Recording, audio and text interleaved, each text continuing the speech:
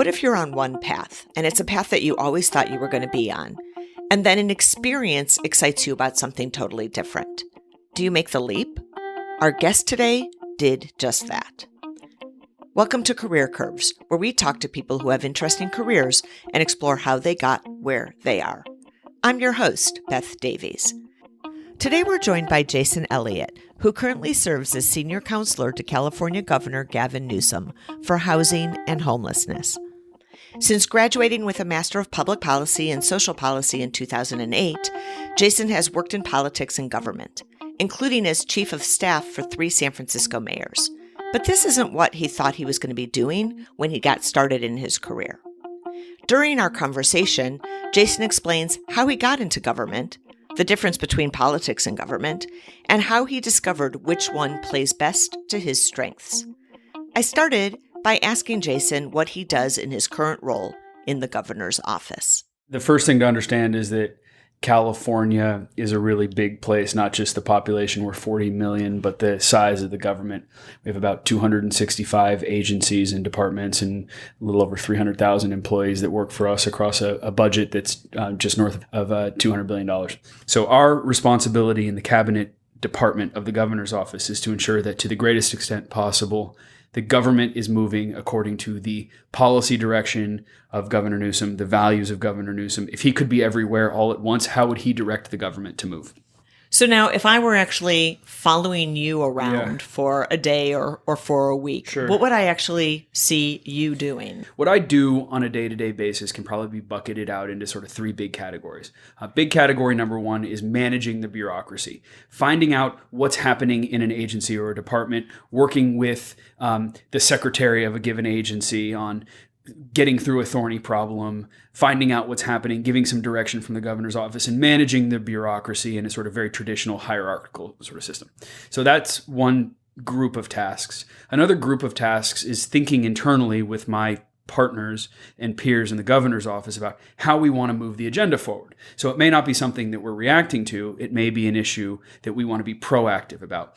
And then I think the third important thing we do is we keep the governor apprised of what's happening inside the government, receive feedback from him, and disseminate that feedback from him, which is important because ultimately he was the one that was elected. And, we often remind ourselves, I didn't put my name on a ballot and you didn't put your name on a ballot. He did. And ultimately, he's accountable for the decisions that we make at a staff level. So making sure that we're not stepping outside the bounds of our authority or imprimatur is important too, and making sure we're reflecting Governor Newsom's values as opposed to trying to put our own values into the... Which is like you said before, that there's a piece of you going into this that says, if he were here instead of me, what would he be? Right. And the way I describe this in previous jobs I've had, especially as a chief of staff to a mayor, I get the luxury of reading more than the mayor gets to read, having more conversations than the mayor gets to have, and thinking longer about this issue than the mayor gets to think about it. Because he or she is pulled in 500 directions, doing public appearances, fundraising, all that. If the mayor could have read the whole white paper, what would the mayor do? How would the mayor process this information? And trying to sort of let your boss inhabit your head and you try to make decisions as if you were your principal. That's good decision making as a political staffer. Interesting. How does this role play to your strengths? Oh, well, that's a hard one because that requires me to be reflective about what my strengths are. It does. So that's a hard thing to do. I'd say what I enjoy doing and what the reason that this job brings me joy and this career and this industry bring me joy is that I get an opportunity to interrogate some of the smartest people on a given issue on a daily basis. Earlier today, I had a chance to sit in a conference room for about an hour and a half with everybody around state government who leads on issues of housing and affordability.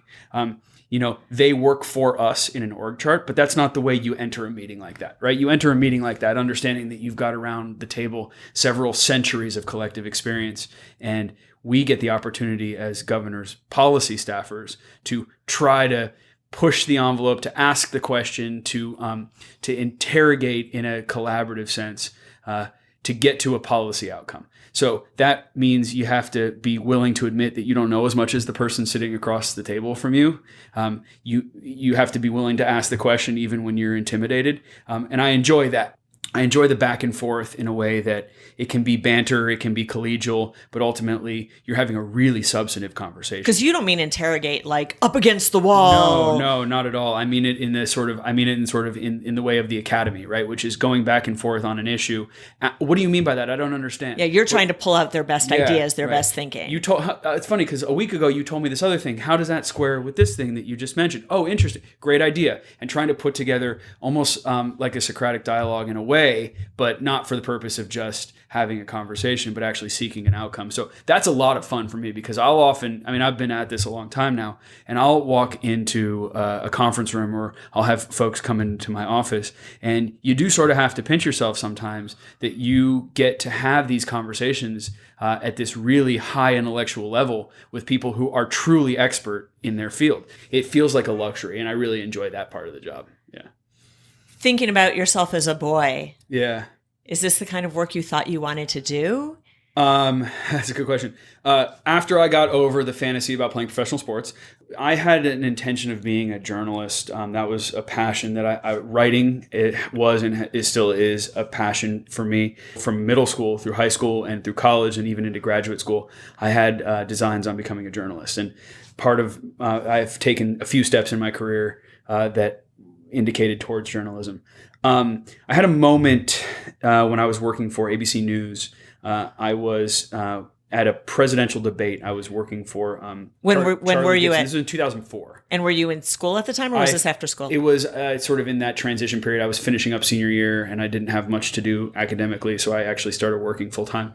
And I was working for Charlie Gibson. We were the 2004 election, so it was Bush versus Kerry, and we were down in, I think it was St. Louis maybe, for a presidential debate that Charlie was moderating, and I was a production assistant or something for him, something like that.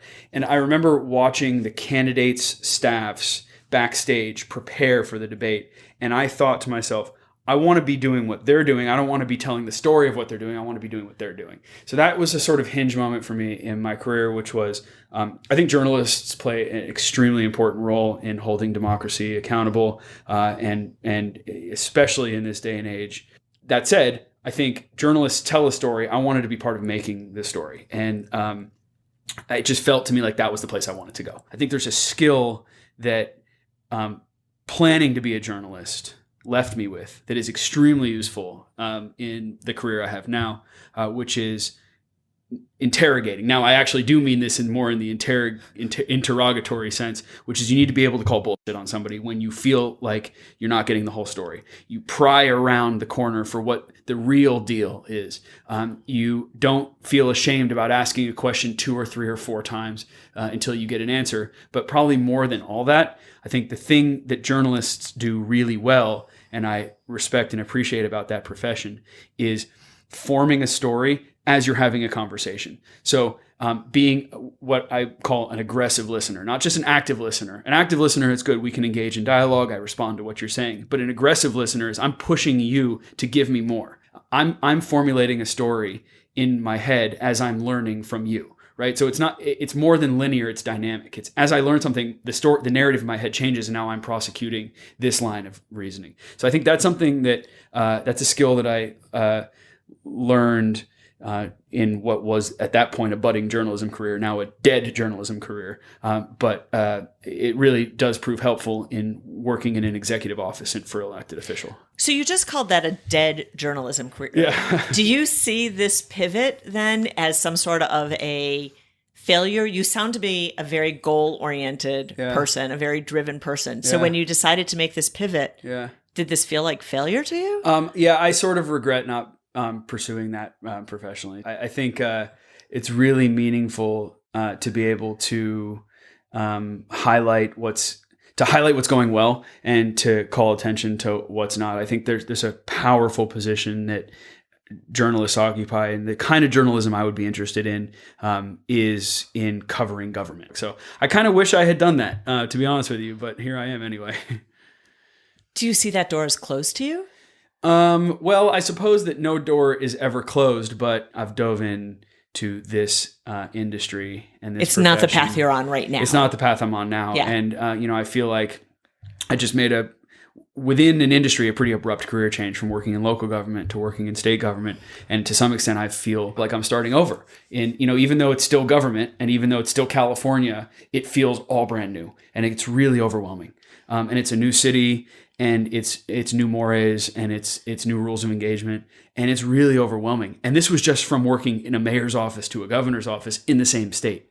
And this is like mind-blowingly overwhelming. I can't really imagine what it would be like to just hard abandon government and move to journalism or any other career for that matter. It's a frightening proposition. Yeah. To be honest with you. Yeah.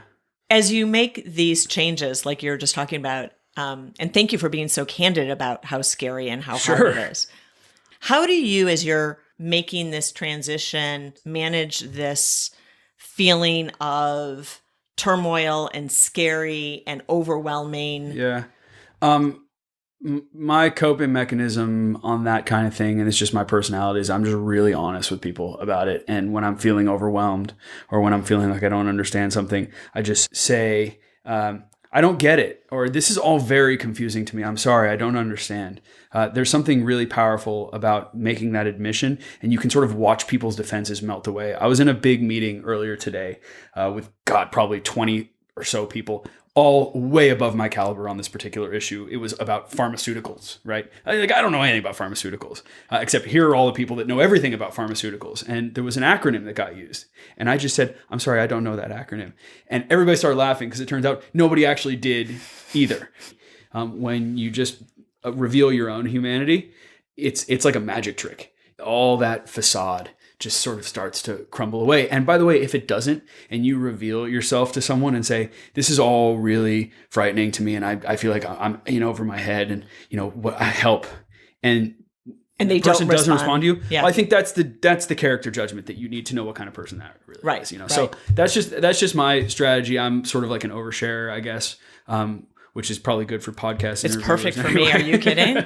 But that's my strategy, because you keep it bottled up and then you don't learn. Really, I think if you pretend like you know what's going on all the time, nobody actually knows what's going on all the time. That's the big secret. When I talk to high schoolers or whatever, I have like a little shtick I do about the fact that, okay, well, you're 17 or 16 and, you're looking at me and I'm 36. I'm very old. Right? I remember what 36-year-olds look like when I was 16. Right. Very old. I'm very grown up. Well, let me tell you something. I have no clue what's happening. I'm completely overwhelmed on a day-to-day basis at work. I feel like when are people going to figure out that I do not belong here? And that's a feeling I come into work with every single day. So guess what? Go do something and scare the hell out of yourself, right? You should always feel completely overwhelmed, because that's the human nature, is to then learn and adapt. And, humans are real adaptable. And rise to the occasion. Rise to the occasion, or don't, by the way. And then whatever. And then you'll learn about yourself. And, so long as you're not actually working on life and death issues, failure is all right. So going back, here you are, you're at with ABC News, you're at this debate. God, we're going all the way back. That's right, where I'm going all the way back, right. And you realize that's what you want to be doing. Yeah. And you're finishing up your undergrad. Mm-hmm. Did you go straight from undergrad into grad school? No, I went and worked for a great guy who was running for mayor of New York City named Fernando Ferrer.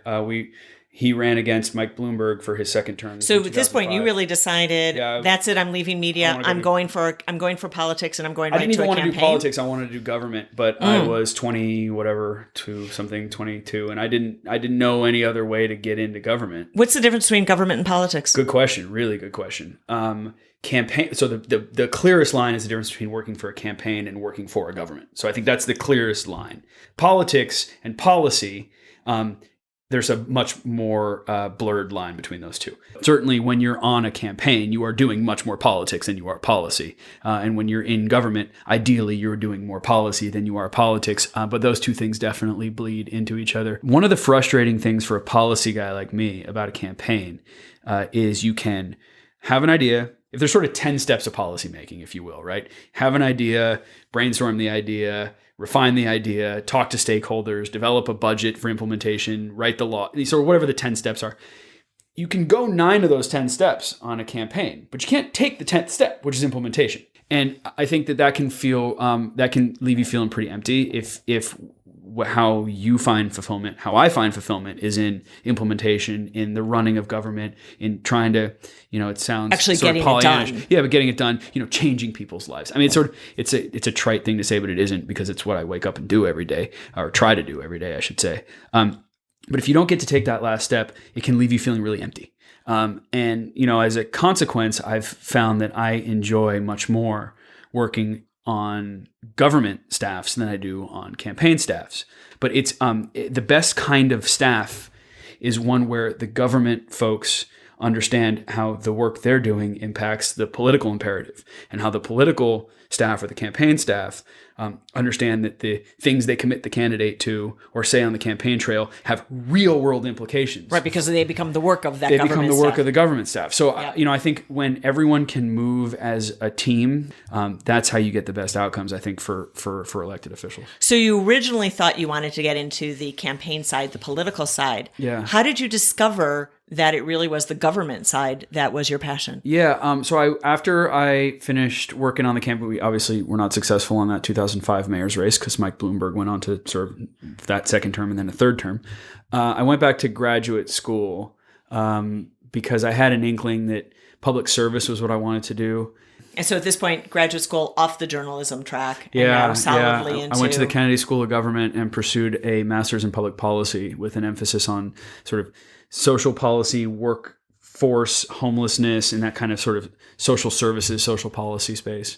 And honestly, grad school for me was, it confirmed something that I had inside me, which is that public service felt like the right place for me. And, I talked to a lot of younger people who are considering going to grad school, and should I go to law school or business school, or maybe I'll do a joint degree with a master's? And the answer to that question is always, what are you looking for, right? Not career, not what do you want to do, right? But what are you looking for? Are you lost and you want to find direction? Do you have a sense inside you and you want to test it? Are you on a default path that your mom or your dad told you got to go down? Like, what are you looking for? And asking people to ask themselves that question. That's right. What are you looking for? And then what are you going to do comes later. But what are you looking for? Now, I did not have this much insight into myself when I went to grad school, but I had a sense, but it was not, I could not really sort of explain it. I think in retrospect, what I was looking for was a validation that a life of sort of public service and policy and white papers and regression analysis was something that was going to be fulfilling to me. I found that in grad school. So I feel like I was lucky to be able to sort of have the space, have the financial resources, and have the freedom and flexibility to pursue that, which is a luxury that not a lot of people have. I did not have to support my parents. I did not have to support a young family. I had the ability to sort of run down a passion, which is a luxury. And so I sort of acknowledged kind of sheepishly that was a luxury. But that was 2 really great years at the Kennedy School. I met some of the most interesting and dynamic and publicly driven people that I've ever met at the school. So it was a really meaningful experience. And as you finished up that degree, Yeah. was it at that point that you did pivot into government? And what did you do coming out of grad school? So I wrote a thesis, or maybe it wasn't my thesis, but I wrote a paper that, unbeknownst to me, really, I had sort of replicated a program that this guy named Gavin Newsom had put together called Care Not Cash out in San Francisco. Now, I'm in Boston at the time, mind you, right? And so I write this paper, and I'll spare you the details, but it's this sort of kind of welfare reformy, homeless funding, housing kind of thing. So it's just, think of it in the social policy, homelessness, and housing space. Got it. And one of my advisors, one of my professors sort of said, I'm not saying you plagiarized here, but are you sort of familiar with this Care Not Cash thing? And I said, no, I'm actually not. Well, you may want to Google that one. And then I sort of start reading about what then Mayor Newsom was up to. And I say, wow, not only is this back home where I'm from, because I'm from Palo Alto. And so being able to be, the idea of being in California, Northern California, in the Bay Area, but also then being able to work for this guy who, from what I can see, he's been mayor for a handful of years, and gosh, he's doing some really interesting things. I kind of want to see about working for him. So, I I sent some emails and I tried to, work the network and talk to people. I'm totally curious how you cracked that nut and got into his office. Yeah. I mean, it's just, again, it's just sort of, persistence is one thing, but I was also, again, really fortunate. And I mean that in the sort of truest sense of the word. I was able to do an unpaid internship, right? Which, I know that there's a greater awareness now than there was, whatever this was, 10 or whatever years ago, 12 years ago, that unpaid internships are a luxury. And that most people who are pursuing careers don't have that opportunity. And it's not that they're not offered an opportunity to take an unpaid internship, but it's that I can't work for 4 months without earning money. What? That's insane. I was able to do that. Well, you were able to take advantage of and having the luxury to take advantage of this unpaid internship. Yeah. Once you got into the role. Yeah. Did you set out to prove yourself in any way? Oh, hell yeah. Yeah. So tell me. Yeah. So I tell was me. 20-something years old. You've got 4 months. Cocky. I was all those things. And, you come out of grad school and you just think you know everything. Right. And then, life. So how did you prove that you were competent rather than just cocky? Oh, that's a good question. I would say that if you ask my colleagues, I still have not yet proven that. So I don't know I don't know that I've actually accomplished that. But I think some of the mistakes I made when I started in City Hall for then Mayor Newsom, I'm trying very hard not to repeat now working for now Governor Newsom, which is, one of the things we talked about earlier was the luxury of being able to walk into a conference room and have the 15 smartest people on an issue sitting around that room. Okay, well, don't try to prove that you're smarter than them because guess what? You're not. Right? They will see right through it. They will see right through you and it will devalue your ability to participate on that team, right? Everybody brings something different. What I bring to a team is very different than subject matter expertise because with a few very narrow exceptions, I am not the subject matter expert on things in our office. So instead of trying to muscle up and show that you belong, take that proverbial step back, say, this is all very confusing to me. I'm eager to learn from you. Let me ask some questions, right? The number one career advice, secret to life, key to success is other people love to talk, right? So give them that opportunity, right? And you just may very well learn something along the way that you can then put to practical use in writing some piece of policy or doing a briefing, but let other people talk, right? Which I know is smarter. It's a silly thing to say as I'm sitting here filibustering 95% of the time, but in an interview format, I don't feel guilty about this. Nor should you. That's exactly the intent here, right? Yeah. So, I think, I would say reflecting back on my early career in the mayor's office, I don't know that I did a very good job of that. But did that internship convert into a role? So it converted. I got to know folks. I was asked to take a leave, which is weird, from City Hall because I had just basically started there to go work on the mayor's campaign for governor. That was the election that Jerry Brown. So here you were just getting started in government, and somebody said, "Will you get back into politics?" Yeah, and I it was. Why did you decide to do that? I never actually realized how much of a weird turn that was until you just asked me that. I've never actually thought about that before. Why did I do that? Why on earth did I do that? I really don't know. I guess that it felt at the time like I was being told, this is what we need you to do. And it felt like one big team. And so that's what I went and did. But that's a really good question. I don't know, actually. I have to reflect on that a little bit. But I did. And what I ended up doing on the campaign was many things, because when you're on a campaign, everybody does everything, from dialing donors and staffing events and stuffing envelopes to writing policy and, planning, campaign events and all kinds of things. But what I really found my niche doing on that campaign was developing policy agenda. But again, you're on a campaign. So all the things you say you can go through 9 steps, but you can't do the 10th. You can't take the 10th step. So then that lasted for about a year and change. During that campaign, I was a deputy campaign manager. And I met a young woman who was an intern at City Hall, working for Mayor Newsom as an intern in the budget office. And we got to know each other a little bit. And now we're married. And now we're expecting a child. And that was 10 or something years ago. So I would say the greatest gift of all gifts of doing that job was I got a chance to meet my wife. That's why you took the job. Yeah, that's why I took the job. You said, the universe has a message for me. I don't know what it is. I knew it. So when that campaign, we obviously weren't successful in that campaign. I returned to City Hall as a staff person. My title at that point was policy director, I think. So at the mayor's office. So Yeah. Gavin Newsom's the mayor. His term is ending. Yep. But you stayed in the mayor's office did. in San Francisco. I did. And had a really interesting run there. Yeah. Tell me about that stretch of your career. Sure. It was a beautiful time to be working in San Francisco because we had a mayor, Ed Lee, who was the kindest, gentlest, most public service oriented person I have ever met in terms of elected officials in all of my years working in government. So he was the mayor for most of his term. It was a guy named Steve Cava who was our chief of staff, who was a mentor and a friend to us and who taught us. When I say us, because it was me and it was my wife and it was so many of us that worked in that administration, he taught us what it meant to serve the public. So Ed Lee, Steve, the 20 or 30 or 40 other people that we were a family. And, working in local government, there's something about being in the place that you are serving that you are connected to that community, whether you like it or not. In San Francisco, I commuted from the Inner Sunset to City Hall, which is in the Tenderloin district of San Francisco, which is one of the hardest to serve neighborhoods in terms of the concentration of poverty and homelessness. You're faced with it. And it is inescapable in the sense of you cannot pretend that it's not a defining part of your day.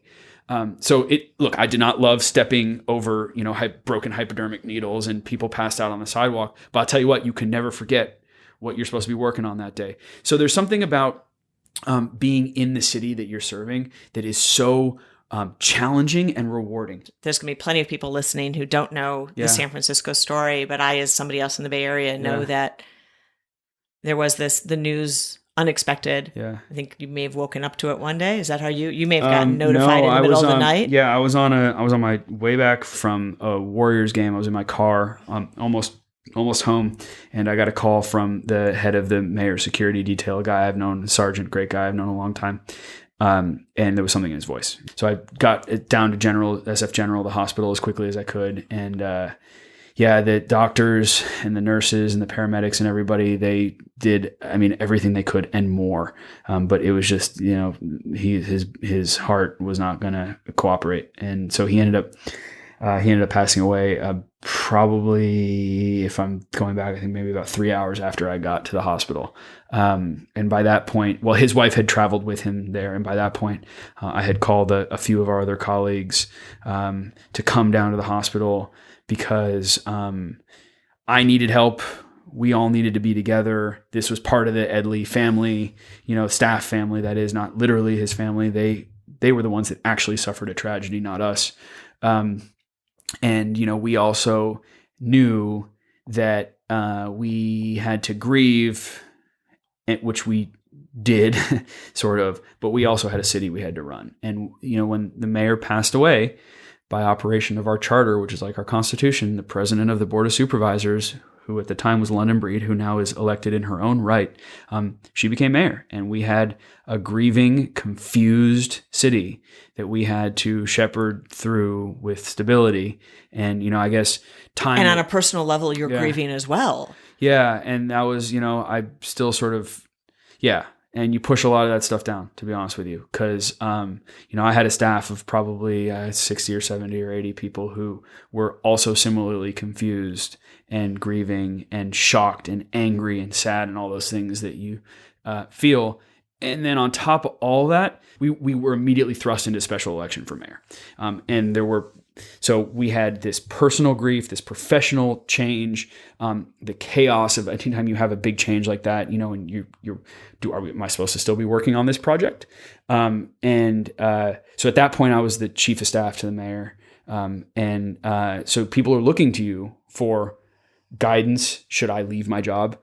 Permission. Hey, I was just about to initiate this new project. Should I do it? Do I still do it? Do I still do it? Am I still wanted here? And you don't know what to say. Did you think at any point in that same kind of question of should I leave my job?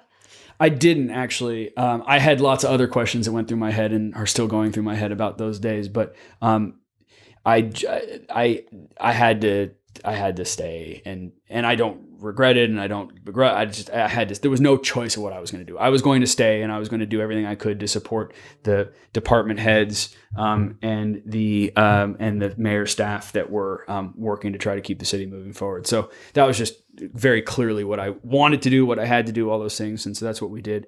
The mayor's race was contentious in San Francisco, and it was in part a referendum on Ed Lee's legacy, which was a really hard, and that's a natural thing to do when it's an open seat. That's a really hard thing to watch when you're grieving desperately for your friend and boss. And part of the discussion in the political context is things that we had screwed up. Now, by the way, some of the criticism was fair, and we didn't do a perfect job. But the timing just feels so wrong. The timing feels wrong. And it's one of those things where you go back and forth about what was the level of appropriateness, and I had some really hard conversations with some people that I really respect, who were working on some of those campaigns. And they said to me,